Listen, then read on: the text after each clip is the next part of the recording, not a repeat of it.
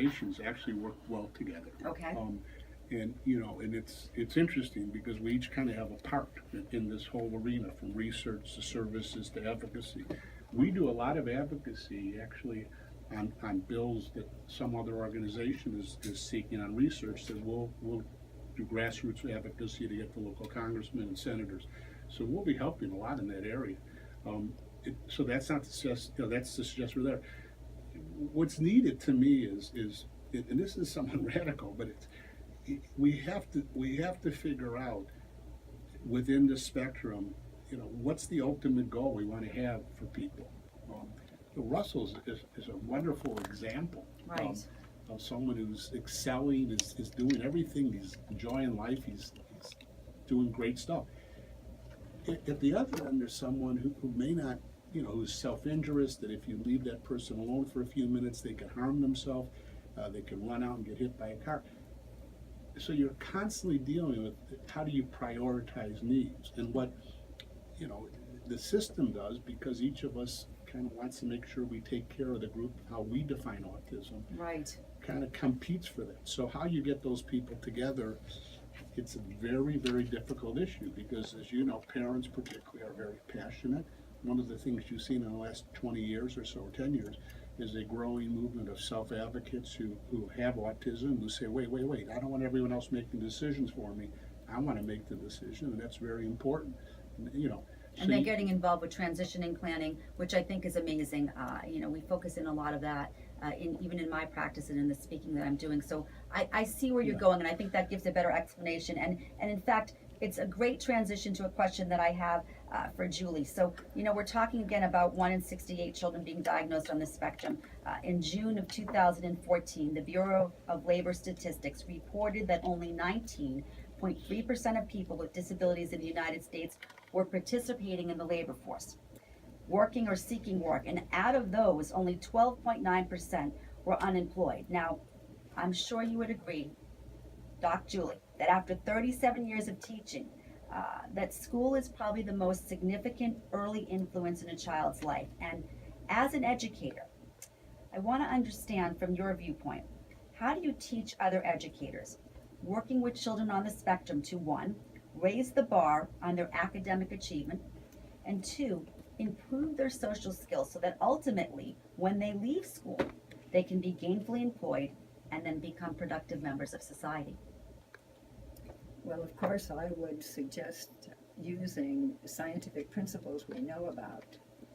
Anytime you can really nail down exactly the behavior that is the next step for any individual in going to a more productive future, there are procedures that can shape that behavior. Given that you have the genetic endowment is not severely inhibiting motion or talking Right. and so forth. So, Right. but given the state of any individual at any time, if you can specify exactly what's next, then there are procedures for teaching that. The problem is there are not enough people who are trained to use these procedures or to use them well. Among those is the kind of thing that the people with autism are asking for, like wanting to make their own decisions. Well, decision making is also a behavior, Right. and you can teach decision making. That should be among the curriculum of support. I think, Julie, one of the points that you're making too that's concerning to me, and I guess what I'm trying to get across here, maybe not too eloquently, is as a community with an ever-growing population of children being diagnosed on the spectrum, and understanding that it is a broad spectrum, how do we support services, for example, in school? Because ultimately, when children leave school, they're supposed to do one of two things. They either go on to post-secondary education or they go get a job. And then if they have post-secondary education, then they're supposed to thereafter go and get a job. But that direction in terms of getting folks into the different fields, I feel could be, at some point, crisis situation within our communities. What are your thoughts on that? I think you're absolutely right. We do not have the support system out there that we need. Part of it is just that there are not very many people trained to do the kind of work. You go to any conference and people are hiring because they're looking for people who have the skills to work with people at all levels. Right. And I think the awareness idea of letting people know that how many people out there fall into these categories will help in getting some support for putting money where it's most needed. Where it needs to be. Scott, go ahead. You have a point. No, I think Dr. Yeah. Vargas is right on target, but two other issues I would add is, one is I think it's back to your first question about change. You know, Right. we're seeing the role of secondary post-high school education, college, with cost. It's probably gonna be so much different in 5 years, let alone next year. Right. So part of it is not only schools need to see where are the jobs there. One of the highest number of jobs that employers are looking for is technology. Well, people with autism, I don't want to stereotype, but there's a large group of people who could fit in, who could do those jobs.